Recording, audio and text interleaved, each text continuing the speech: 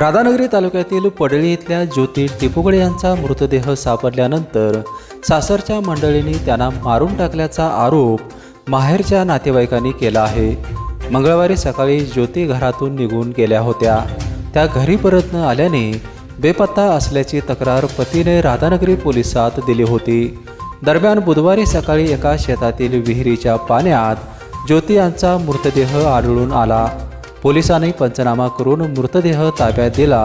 हा मृत्यू नेमका कोणत्या कारणाने झाला याबाबत तपास सुरू असताना ज्योती यांच्या माहेरच्या नातेवाईकांनी आपल्या मुलीला जाच होता त्यातून तिला मारून टाकल्याचा आरोप केला आहे. तिला वारंवार लगीन झाल्यापासून त्रास होता. भाऊची दारू पिऊन सतत मारत होते आणि अपेक्षा लय होती, हे आणजा ते आणजा घराकडनं.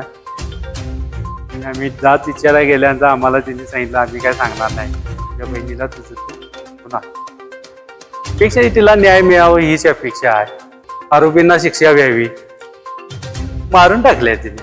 त्या बहिणीला कायम पूर्वीपास नांदाई दिल्यापासून त्रास होता, तर तिने मारून टाकली. मी घरी गेलो तर मला उत्तर द्याय नाही. तिने काय वाढवीची उत्तरं दिली. छळ होता, त्याने मारहाण केली. बेपेनसाठी राधानगरीहून उत्तम पाटील.